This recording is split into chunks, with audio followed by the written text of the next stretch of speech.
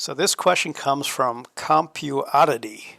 At what point should I have started relying more on blueprints? I am mere minutes away from phase 3, and while I've gotten better at organizing, I feel like I'm still at startup level as far as factory building. And actually thinking about it, what the hell would I use them for? I understand the repeatability of certain things, but maybe just haven't spent enough time planning and designing.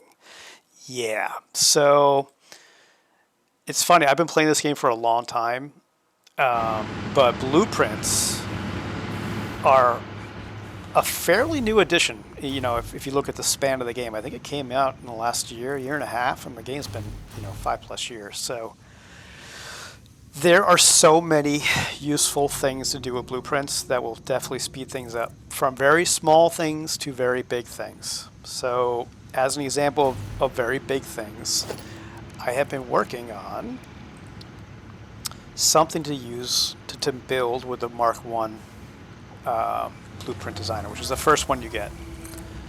That's this one, which is a 4 foundation by 4 foundation space, right? I've made these modular factories that are stackable. And you can see here, there's 2 of them. They connect together, top to bottom, left to right, forward to back. And these kind of things, once you build them, you can plop them down all over the place, right? I mean, I can make these everywhere. And I can literally start 3 different factories just by plopping them down and then connecting them to smelters. That's the power of blueprints. You could do a lot with them. So you spend a bunch of time building one factory. Yeah, you've made that one factory. You spend a bunch of time building components for a factory in a blueprint.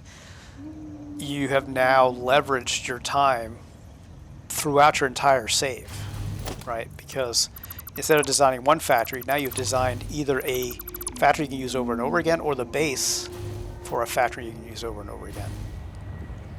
So you said you're at the beginning of phase 3. There's some things that I would say that are going to be useful throughout. As an example, this kind of a setup, right? Something really simple, like a simple manifold of, not manifold, but a simple splitter array like this. For smelting, you will use over and over and over again. And it's fairly fast to make. When you make the blueprint, I would make it with the fastest belts you have available at the time. Now let's just say you're probably around Mark 3s. And then put a merger around the outside here.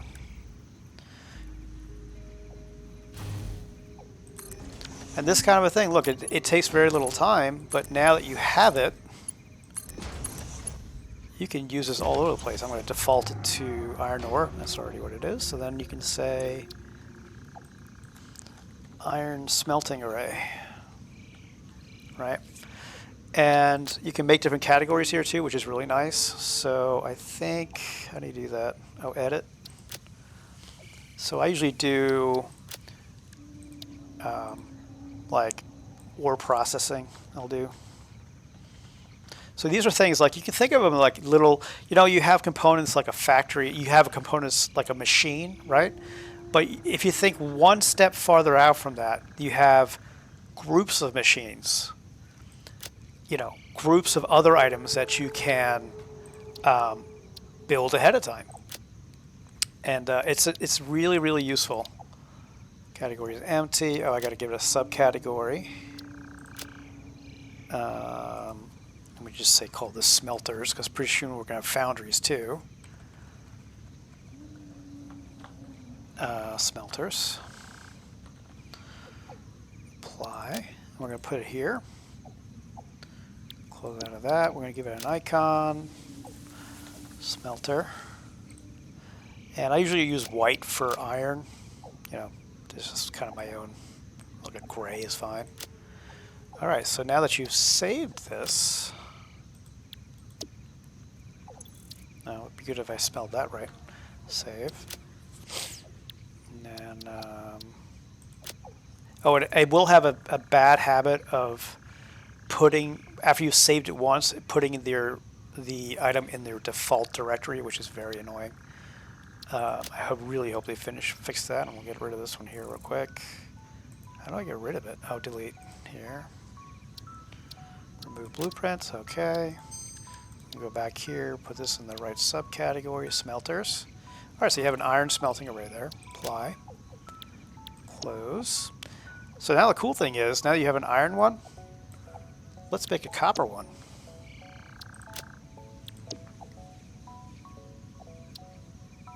Yeah, go ahead. All right, so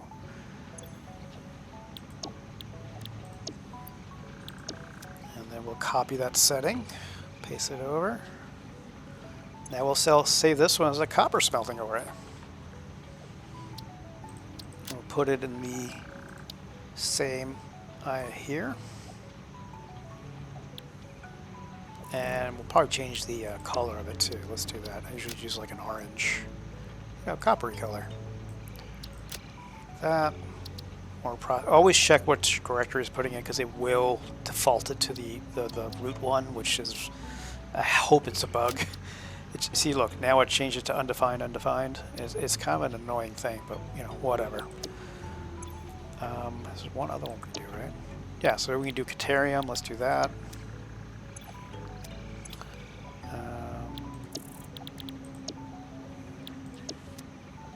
Let's see, maybe. And then we're going to say this is Caterium. Make this yellow. Set the directory. See, it moved it back, which is, again, kind of annoying.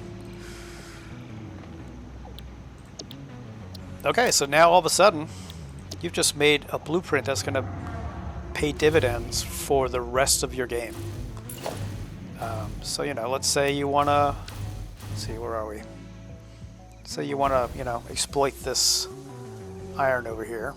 By the way, I'm on a cheat thing here, which is why I can fly without any electricity. This is a sandbox. I don't have to worry about resources, just so I can show you how to do different things. Let's lay down some foundations. Hold control so it binds to the world grid. By the way, I do use a Zoop mod. You can only do rows. This is one that allows you to do, not rows, but actually area, which is quite nice.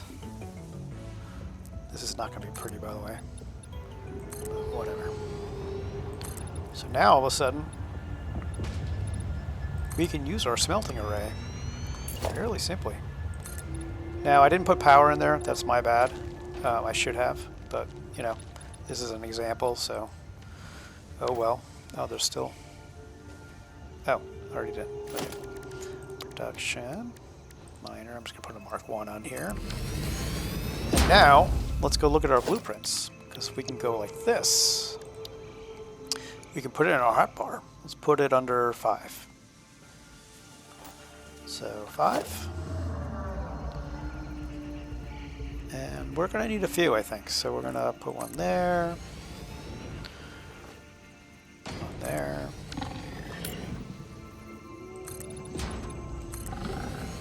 And now you can also copy blueprints. So if you go into dismantle mode, you can copy different individual items by hitting middle mouse button. Now copy that foundation. But if you hit R, you can change the mode on dismantle to copy or dismantle blueprints. So now this, I would presume, would take some time to make. I mean, it would take time for me, so I'm assuming it would take time for you as well. And you've just basically bypassed that entire process with one blueprint. Right? So now you have a smelting array for iron. And how long did that take? So the little bit of time investment you had, that you took and did in blueprints there, will pay dividends throughout. And once you start thinking in this way, when you can make a bigger array, right? If you really need later on, you need a lot of smelters, great, you can do that. And then you can build one blueprint off another, which is really cool. So let's say you want to have this be multi-level.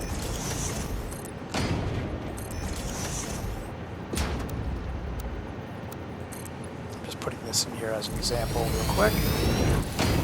So now you can plop in your existing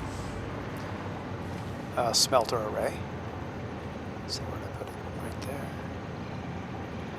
Like that. Let's get rid of these. Alright, so now all of a sudden you have a double stack of them. And yeah, so you can do these kind of fun things, you know. And I would do more connection. I would probably connect the bottom to the top. But let's call this, what do we have? Is this Caterium maybe? That's Caterium. So let's call it duplex. Caterium. Put it in our little more processing. Put it there. Save. So now, if we were going to go do a Caterium or mining thing, we can select, this is another thing too, since we put them in the same category, if we just select the one we have on our hotbar and hold down E, you can see all the different ones right here, and you can go between them. It is incredibly powerful and so much fun once you do it. And don't feel like you have to only do it for like large things like that. I've even done it for individual power poles, and I do that because later on in the game you're going to want to have labels on things like this. This is going to be kind of ugly, but so you can say, hey, you know, this is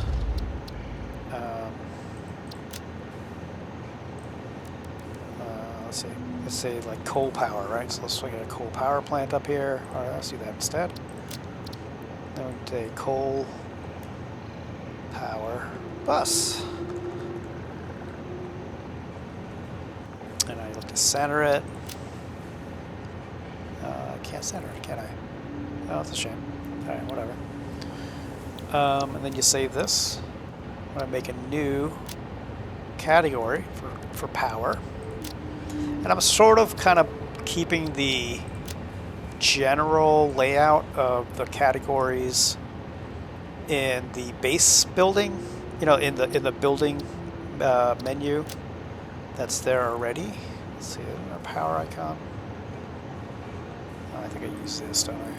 And apply, and then add subcategory. Let's call this power poles.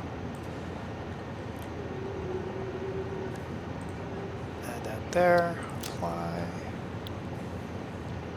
Since it's in the power poles subcategory, I'm not going to make the icon a power pole. I'm going to make the source of the power the actual icon. The source of the power is coal in this case. And save. Nice. Let's say you also have nuclear power. Uranium, let's say. Then you do uranium power bus.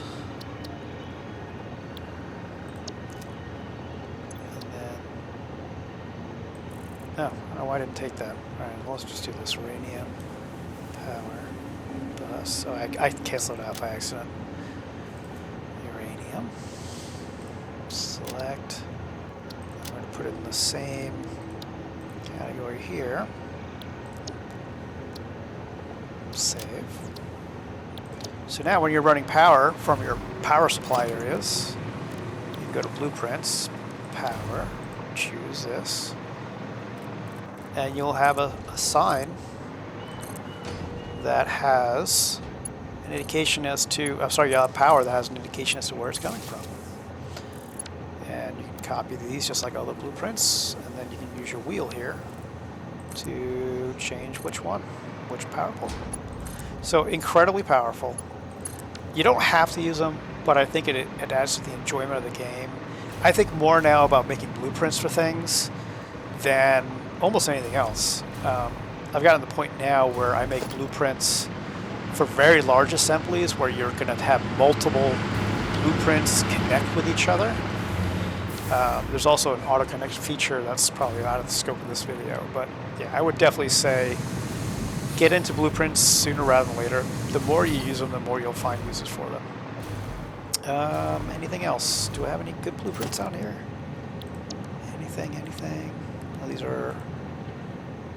Yeah, so these are my factory buildings, which are not done yet, but I can give you a little tour of one of them. Just kind of give you an idea of how much you really can do. So this is two identical buildings stacked up on top of each other. They're just, the one on top is flipped 180 degrees. So the outputs from this one will go to the inputs of the one above it, because the outputs here, the wire, is going upstairs, I think, to make cable, which is then getting spit out somewhere. Right here, maybe? Yeah, see the cable? Just happened to connect it away. So with this one design, you can mix and match these little blocks, these factory blocks, to make all these different types of factories. And they all fit within the Mark I blueprint maker. This is super fun to design and iterate on. And yeah, you can just kind of make these very cool little assemblies that do great work and are almost finished right out of the box. And these are on my Patreon as well. If you're so inclined to support what I do and get some cool blueprints and all my maps as well. So anyway, I hope this helps, and have a good one.